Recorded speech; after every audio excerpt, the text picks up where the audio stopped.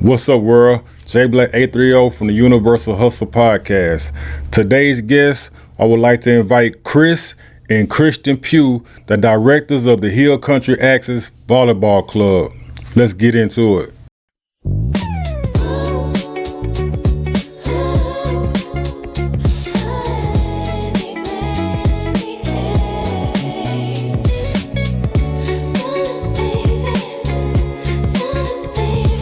What's going on, you guys? Hey, how you doing? How you doing? I'm glad to have y'all here, man. It's a pleasure to have you guys here. We finally made it here. Last week we had different schedules, but we're here today. We are here. Yesterday was yesterday, and today is also Memorial Day, man. It is. Yeah. Would you mind having a moment of silence? Yeah. Let's take a moment of silence to recognize Memorial Day and those military members who have paid the ultimate sacrifice for the freedoms that we get to experience today. Well, I definitely so appreciate it. Let's take a moment of silence.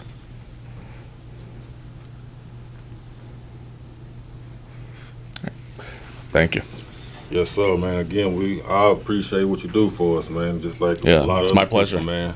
So let's get straight to it, man. So the Hill Country Axis.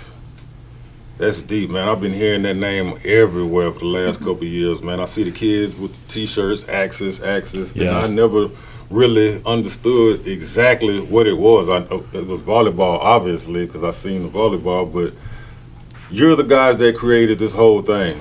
We Yes, are. sir. Was it her idea? It was a little bit of I'm gonna both. take a little credit for it, Right. but ultimately it really started as just an idea to make the sport about the girls, Right. about the players, about the athletes, and to bring it out to the Hill Country, because we would have girls that would travel, sometimes 2 hours a day one way, and that's a 4-hour trip, sometimes twice a week.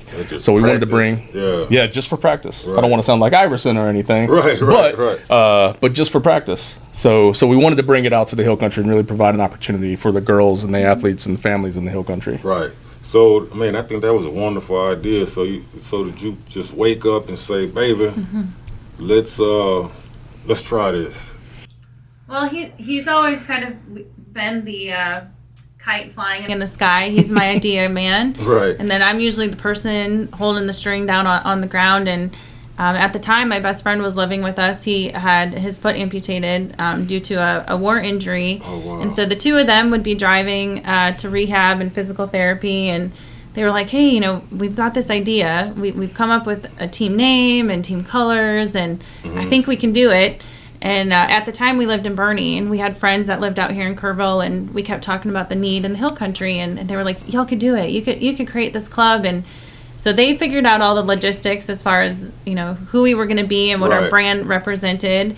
And then from there, it really just kind of all of the pieces of the puzzle fall into place. And we created the team, and we sat down and prayed one day, and we were like, God, just bring us 8 to 10 families that believe in this mission. And that year, the first year, we had 10 teams. So we had over 100 players and continue to have over 100 players representing the Hill Country. And so what was a kite flying in the sky then turned into a very real organization. And we eventually got established as a 501c3.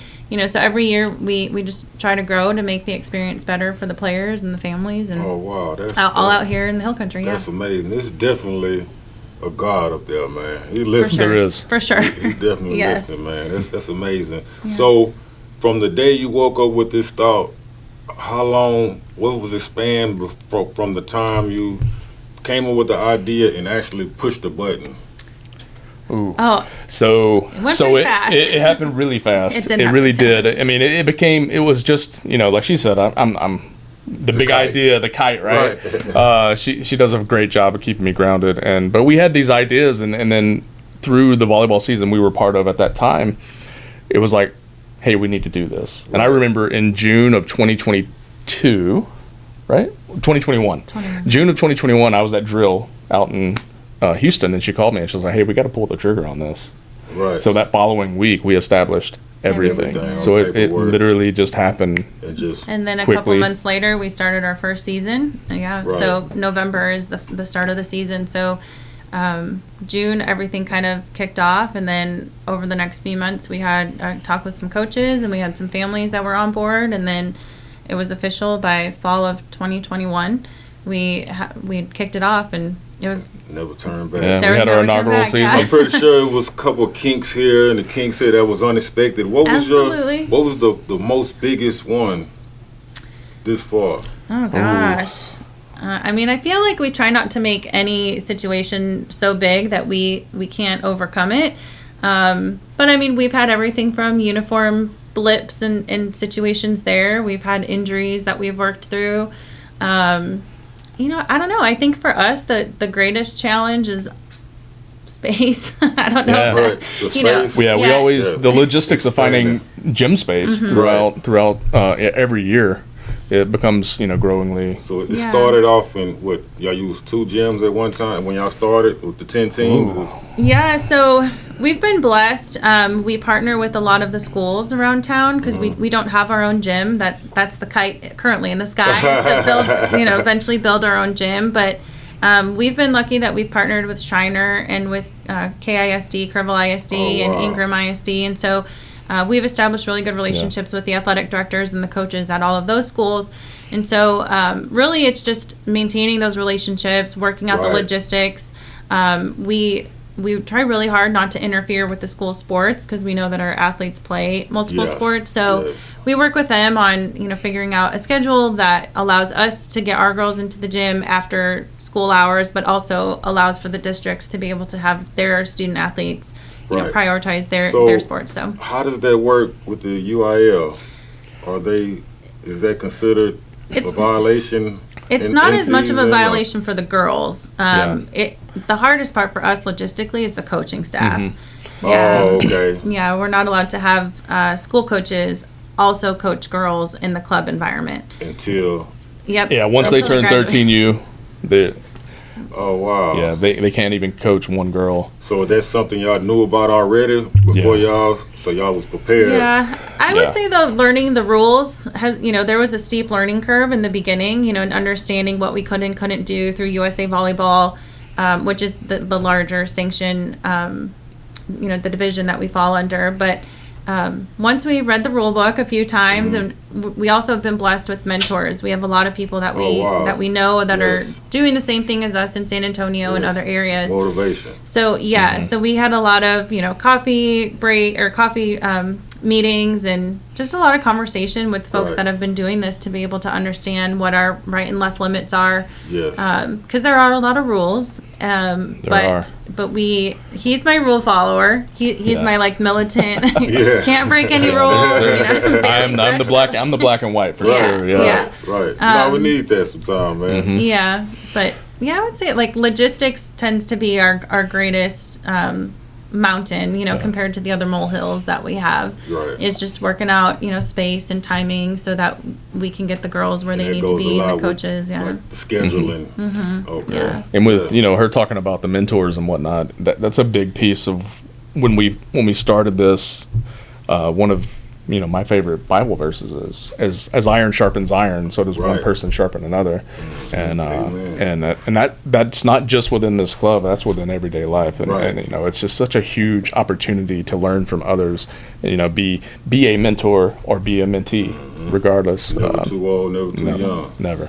Yeah, we try to stay humble and know that we don't know it all, and so Oh, we're no, of always on the course. phone and we're always meeting with folks and talking to other directors or even coaches. We've got a large net that we cast out there to reach out to coaches at other clubs that we're really close with to say hey, give us some advice. What do you experience Right. that you like that we can bring over here, or what's something you don't like that we Right. potentially need to make sure we avoid, and It's just a growth definitely- mindset. It's definitely nothing like the old school, old fashioned way. Oh, no. That's the old fashioned Yeah. way. We still in it. The, Yeah. the youngsters with chat Yeah. GPT. Yeah. They gonna chat it. And, Well, we gotta use that a little bit too. Yeah. Make sure there's something we're not missing. right. We gotta. I don't know what the kids say these days to stay up with the times or whatever. Right. But we gotta make sure we're doing that also. Yeah. That's wonderful, man. So, in the enrollment, how does that work? Do you guys just go scout and pick your own students to come, or do y'all just have like an open enrollment for anybody that wants to come try out, or how Yeah. does that work? It's a little bit of both. Yeah, I mean, our coaching staff, we've got some coaches that go out there and they do try to recruit and they talk to the girls at the local schools. They also talk to the head coaches at the high schools to see if they have got girls. Because sometimes girls in the Hill Country don't know about club or what it can offer them. Right. So our coaches will talk to their coaching staff or talk to some of the families and let them know about it. But we have tryouts. We have open tryouts. Anyone and everyone is allowed to come. We actually have tryouts this Sunday, the 31st. Okay. And so Wait, girls. Hold on. Yeah. Where? Yeah. So where the tryouts at? So tryouts are this Sunday at Tybee High School. 1 o'clock. We've got 4 age groups that are at 1 o'clock, and then at 3 o'clock we have a few age groups there. So they can go to our Facebook page, Hill Country Access Sports. And they can find information about tryouts on there. So is that from like 5th grade to 12th grade, or how does that work? So our youngest age group this coming year is going to be 11U. So most of those kids are going to be 9, 10 years old. So 5th, 6th grade. And then our oldest age group is 17 and 18-year-olds. Oh, wow. Yeah, so anyone can come to tryouts, and then we've got our coaches that go and they evaluate all of the players, and then that's how they determine, which girls to kind of group together to make the different teams based off of skill level and experience. And our goal is to create teams where the girls are equally skilled so that they can help each other grow, but then also be competitive. Right. At the end of the day, club or select sports, it's a little bit more competitive than your standard rec ball. So the coaches really strive to put competitive teams together that are going to go out there, be successful, hopefully win, and just do well and get the girls the reps and the experience that they need to then come back to their local, whether it's middle school or high school team, and then improve the performance there. Just show out there what they learned at the Axis. Yeah, that's the goal. Yeah, that's the goal, is for them to, we've seen some success at the middle school level. Girls go back and they're undefeated, or, so by the time they make it to high school, they might see the court more often, get more playing time, or try new positions, things like that. I've been here before. Once they get there on the big stage, they already familiar with a big crowd. So you said you guys have 3 divisions: the younger, the middle, and the higher. And I noticed you guys, I did a little research before you guys came. Y'all do a lot of traveling. We do, yeah. We do. To different tournaments. So does everybody get to go, or do y'all like the best team, the best team? Y'all put them out there to go qualify? Yeah. So we have 3 levels of team. So our beginner level is going to be our white level team, and then our intermediate, our regional level, will be our black level teams, and then our kind of national level teams, if you will, would be the blue level teams. Okay. So we evaluate that based off of tryouts and kind of what the team's potential is every year. Right. And their travel is different. So the white level team that he talked about is what we consider a local team. So they have tournaments here in Kerrville, and then they go to San Antonio. Oh, okay. Yeah, and so then nobody gets left out. Everybody. Right. Everyone does a little bit of travel. Our black level teams, they stay in San Antonio, and then at the end of the season they go to Houston for one tournament. And then our blue level teams, or the travel teams, they travel from Dallas, Austin, Houston. We've had teams go to Orlando, and then just this weekend we had a team in New Orleans. And then next month we've got a blue level team headed to Phoenix. Oh, wow. So, I'll never forget the first season that we existed. We took a couple girls to Dallas, and we personally drove them. They had never been to Dallas before. Yeah, and so it was the first time that they had ever traveled. Right. But getting to see the city through their eyes, and having them, go into the convention center where there's hundreds of courts, and just getting to see the excitement on the experience. And, it's a memory that I know that they'll have. They got to meet new people, new players. They got to play at a level that, just is different than your school team. Right. So for us, we see it as these girls don't just have the opportunity to grow on the court, but they're making memories and connecting with people that they maybe wouldn't have before, and also and getting to travel and go see different places. Being able to see the other athleticism. Oh, yes. Other kids. Yes. Like, wow, did absolutely. You see that? Yeah. You see your friends every day, you pretty much know she can spike. She's real good. But going over here and see another kid probably smaller than her jump up there and spike, and I know that's probably like, wow. It's a lot of fun for them. When we were in Orlando with last year with one of our teams, the girls were keeping tabs on where they were playing teams from. So they're playing someone from North Dakota or someone from California. So for them, it was really neat to get to see that what they're doing. It's universal, right? Like it's a sport where everyone's just coming together to have a good time. And but at the end of the day, you're getting to go up against these girls that are from Hawaii around the country. or Puerto Rico or win, lose, or draw. When you come back, it's still a bond. So where we lost together, we learn together, we win together. That's right. And, and it's you said from 5th to 12th. So these girls had a potential to be together and be master volleyball players by the time they turn 14, 15. That's right. And go to school. Yeah, that's and the experiences that are going to shape them for the rest of their life. Right. Yeah. And for y'all, I can imagine the feeling of watching the kid that's you teaching the basics, and then you see them grow up right here in town in Tybee, and then you hear about them. Yes. Man, I used to watch. I taught her how to do that. Yes. How does that make you feel as a not only a coach but a parent as well? Well, I always say, biologically, I have one daughter. But with this club, but I have over 100 daughters, realistically, because I remember vividly when I was deployed to Africa a couple of years ago. I left, and I remember one of our teams. The girls were 14 years old. I think 14. They were 14 and I came back, and it was like they had transitioned to young ladies, and it was just to see them grow and become amazing young women. Right. Yeah, man. Do they, when they see y'all now around town, do they greet y'all the same way? Yeah, whether it's at HEB or a restaurant. We honestly we make it a goal. We always say the goal is to bring the city feel of club volleyball to our small town, and to still always have that family feeling. And we make it a point to get to know all of the families, especially all of the players. The families, it's a little bit if they come or not.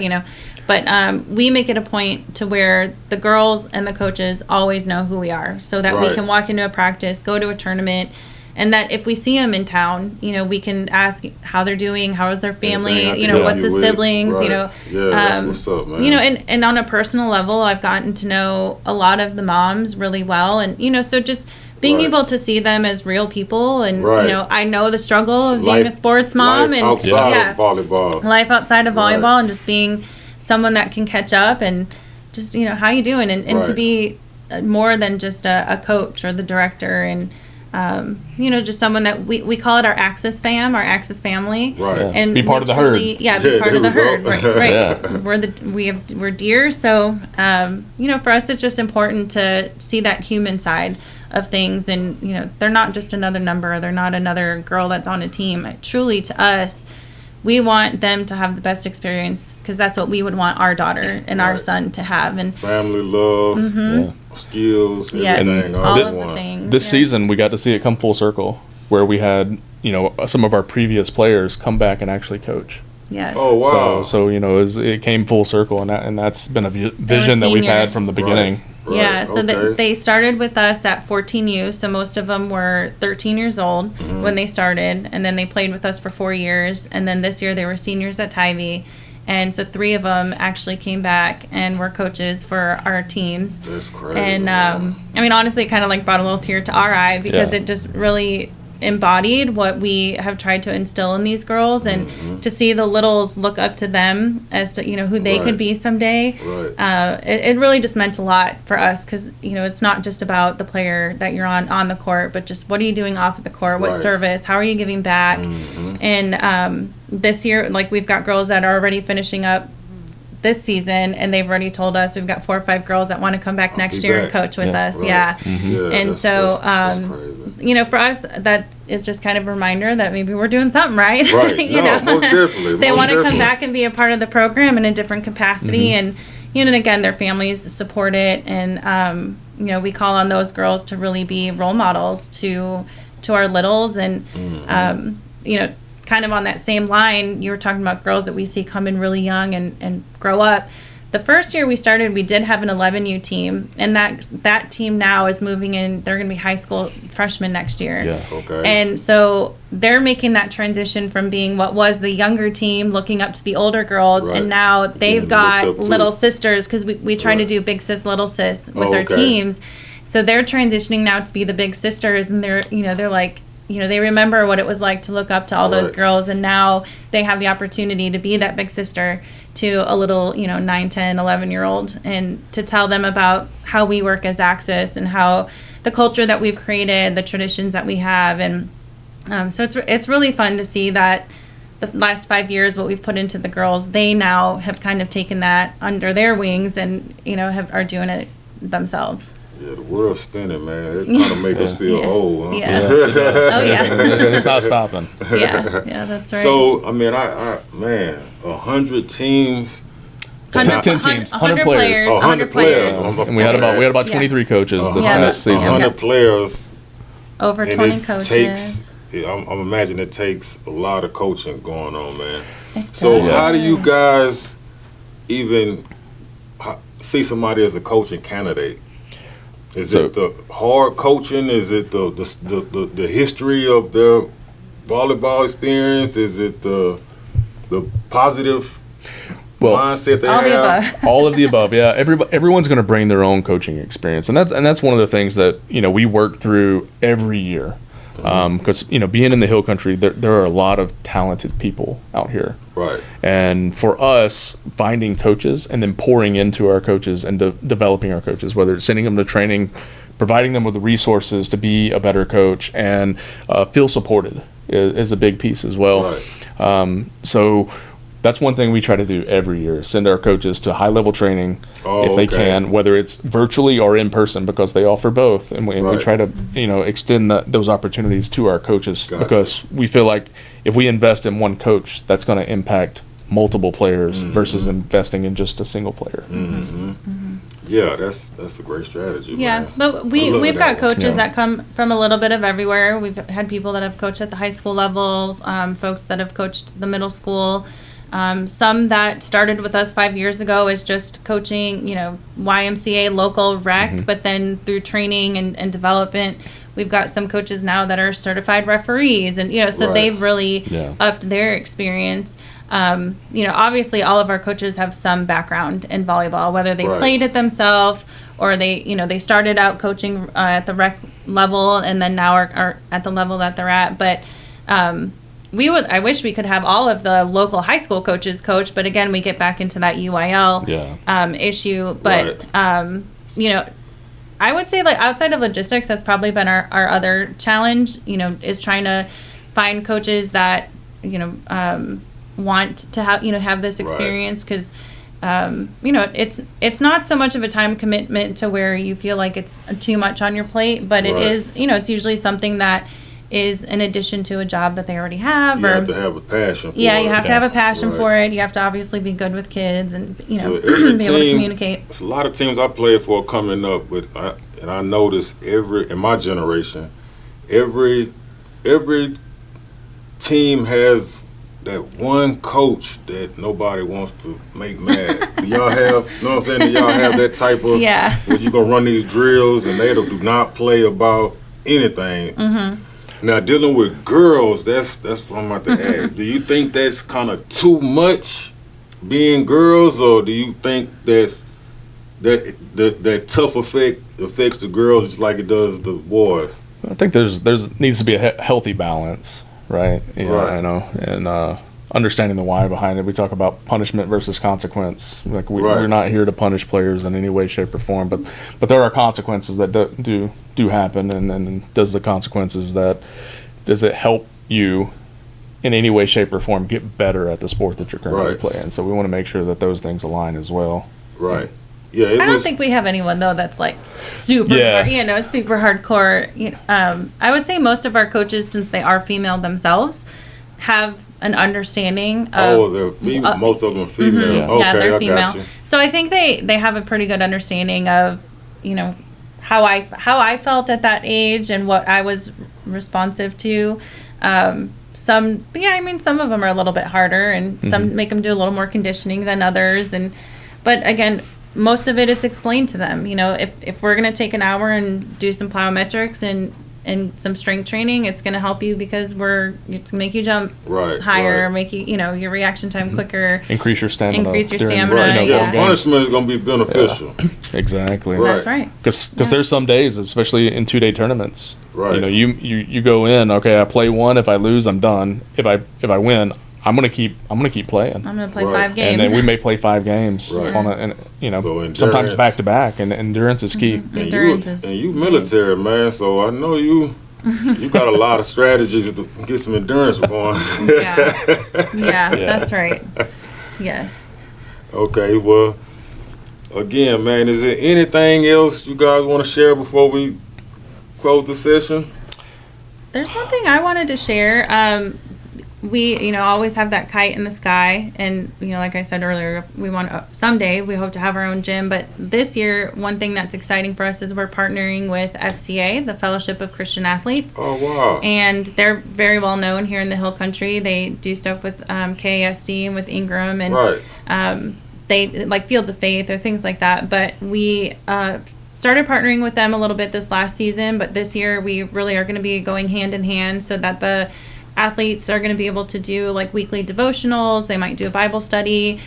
So we're going to have a way to incorporate that with FCA and kind of go along side by side with them. They're going to have more clinics that they're going to offer throughout the season in partnership with us, so that the girls are, again, just building themselves up in addition to being athletes, but also with their faith. And just bringing that back on the court, with how they can continue to be a better person, better athlete, spiritually. So that's an exciting new journey for us this coming season. So there you go, man. Yeah. Well, and then one thing I'll add too is I just big shout out to the coaches. Thank you guys for everything y'all do. We couldn't do what we do without our coaches. Our staff is honestly the backbone of our program. So we're so grateful for them, and obviously for the families. I'm not too familiar with a lot of you coaches, but I know Candace. Yes, Candace. Yeah, we love Candace. Tremendous. Coach Vibes. Shout out to Coach Vibes. Yeah. With her. The way she communicates, I love it, man. Yeah. I love it. No, we love all of our coaches. That was a good decision. So just that decision you guys made with her, I'm pretty sure that the rest of the team, rest of the coaches, are pretty much the same, and y'all have a nice family. We do. Yeah, we're very blessed. We really are. We are. And honestly, shout out to the families. Like, we couldn't be anything of what we are today if it wasn't for the families that believe in us and give their daughters to us for the time that we have them, and so we wouldn't be here without them. They are what keep us going. Nobody would have been here without that prayer y'all made about making this happen, man. So it all works hand in hand, man, and when everybody can get on the same eye level and see what's going on, how the universe turns with God, man, it'll be a whole better place, man. But until then, we're going to keep going, stay prayed up, stay motivated, stay looking out for the smaller generation, and keep going, man. That's right. But I want to appreciate y'all again for coming out. Thanks for having us. Yeah, thank you so much. Thank you again for what you're doing for us. Memorial Day, man. Thank you. My pleasure. Thank you, Miss Kristen. Yeah. And I couldn't do it without her. Chis Pugh. Yes, that's right. All right, that's going to be it for today's Universal Hustle Podcast. God bless everybody.